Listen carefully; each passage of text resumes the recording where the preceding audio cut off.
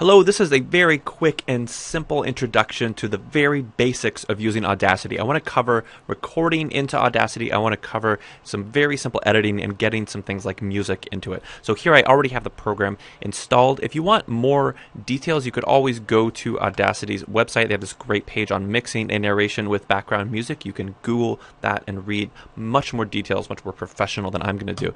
What I'm going to do first is make sure that I have already plugged in my microphone. That's really important.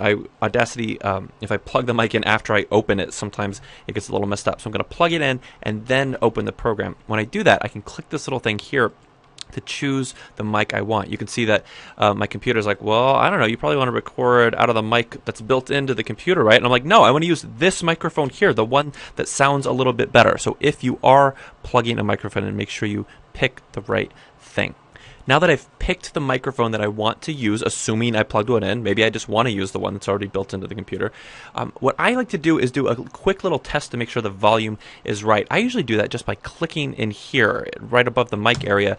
When I click it, it'll start showing me in live, real time, a visual representation of this. If it looks like super hot, super loud, I'll adjust it with this little guy. I'll move it down a little bit. I can't do that right now because I'm using the same microphone for recording this video, so who knows what would happen. But I would go up and down. If I start recording, like say by hitting the record button, and if these peaks that you're seeing look really, really tall, if they're cracking the top and bottom there, like it just did there, then I'm probably going to go back and make them a little bit smaller because in reality, that sound, it's called clipping, the sound of my volume being so loud that it hits the top will make a little bit of distortion. It's usually not a very pleasant sound for readers. This is just a test, so let's just use it. Well, here I am recording. Did you see how easy that was, by the way? I plugged in a mic, I opened the program. If I want, I kind of adjust the volume a little bit.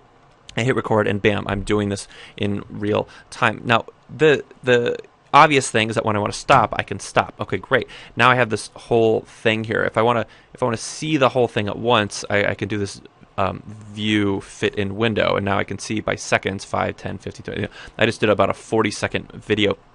I have a few options here that are really pretty simple.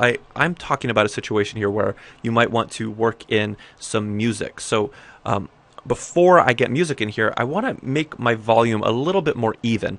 You see how in parts of it where I got quieter, it didn't go up much at all, and at times where I was louder, it was kind of up here really big. So I like to do something called compression. Now, if I hit Control A, it'll select the whole thing. I could also do that just by clicking the track, and you see it's a little darker. It's kind of like highlighting words in Word. I'm saying, hey, I want to do something to everything I just selected. If I want, I can also choose the selection tool up here and kind of select different parts. But I want to do something to this whole thing. I want to compress this whole bit. So I'm going to select the whole thing, go to Effects, go to Compressor. Now, compressor might be a weird term for you. You might not be used to it. You might see a whole lot of scary things here. Well, if you want more details about ideal ways to adjust this, you remember that page I talked here? It kind of has some suggested things. A lot of times I just leave it as default. It'll default to the thing I did last time. I'm just going to hit OK and show you what happens. Watch the visual representation. All of a sudden, it's a little more even. That part that was a little quieter there is a little louder. The part that was really loud sometimes is even a little bit quieter. And the whole thing sounds a little more even toned. Well, that's great. That means that I can put music underneath it and not be worried about the places I was talking quieter being really quiet. Okay, it's a really simple, really easy little thing to do. Select all, compress. Now, what I want to do is get some music or some sound effects or something in here. So what I'm going to do is go to some place where I have some music. Well, here's a weird piece. I'm going to drag this file into my Audacity program.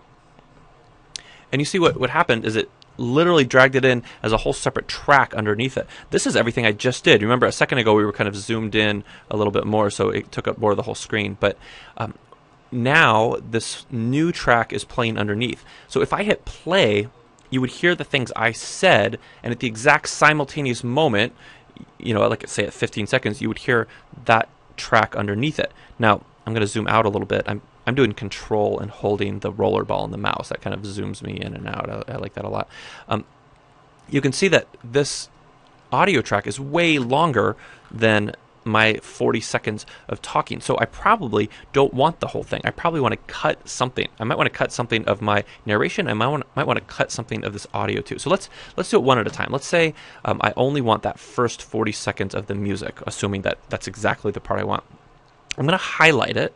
I can only do that because I chose the select tool here first. I'm going to highlight what I want. And when I've highlighted, I'm just going to hit the delete button on the keyboard. Bam, it's gone. Wow, how easy and simple. Now again, to make it easier, I can kind of zoom in and out, remember, with my control rollerball thing. Okay, so now here's my talking, here's this part. Now I might still have parts up here where I'm like, oh, I really want to delete this part. Maybe this is all a mistake. Same thing, right? I can highlight, I can hit delete. I can do that however much I want.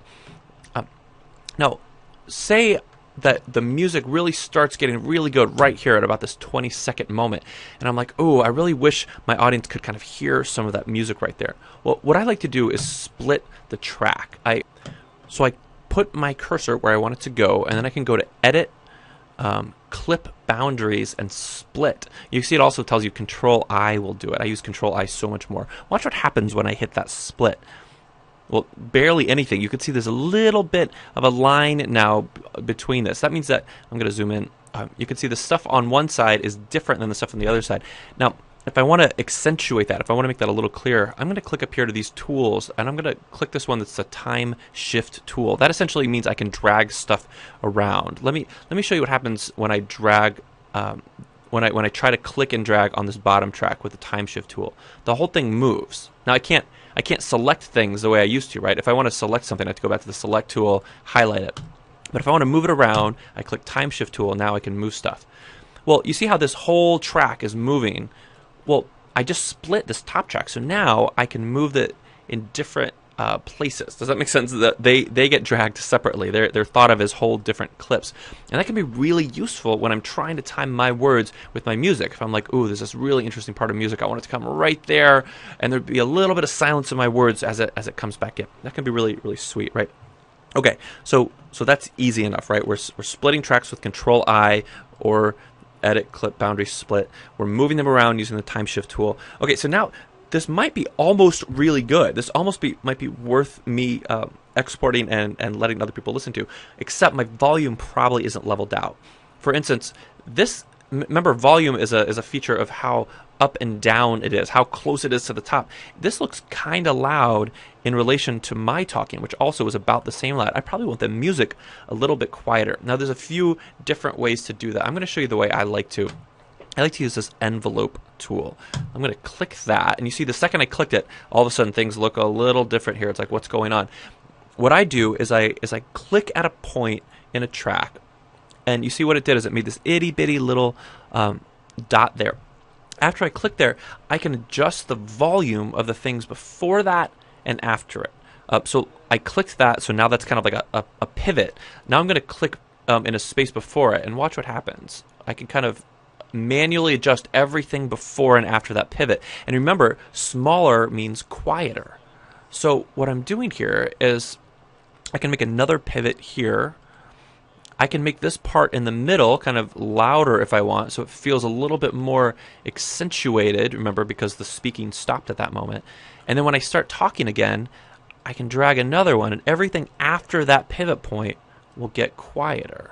You can see I can kind of use it to fade a little bit to make it a little more interesting. If I'm like, oh, that's still too loud, well, again, I'll just drag it again and kind of even that out.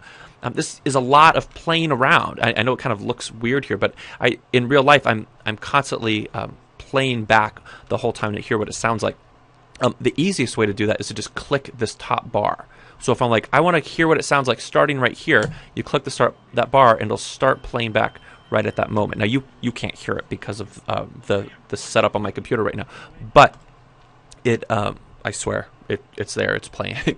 So I'm like, is that quiet enough? I hit play. No, I'll make it a little quieter, and I come back and I grab that and make it a little louder, whatever.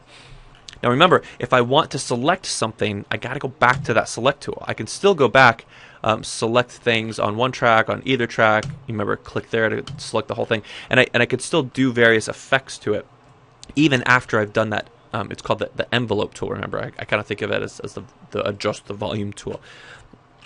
But that's the the most basic things I find myself doing all the time. I record, I compress, I split, I move, and I adjust the volume with envelope. Okay, let's say this is perfect. Let's say it's exactly how I want.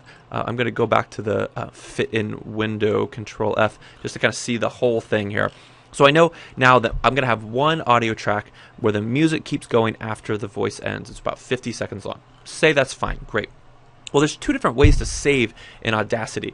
If I hit File, Save Project As, I'm saving this whole project as an AUP file, which only Audacity can open. I'm essentially saving this as something that I can come back to later. So if I'm like, call this like test for video, then I can save this, walk away, and come back. But I can't email that testforvideo.aup file to someone. They can't open it up and be like, oh, I'm like grooving to this cool thing you made. No, it's not listenable by them yet. I need to export this first into an audio file that can be shared. So that's actually not that hard. I'm going to go to File and Export. You notice export is different than save, right? That word is on purpose. Export means I'm going to make this so someone else can listen.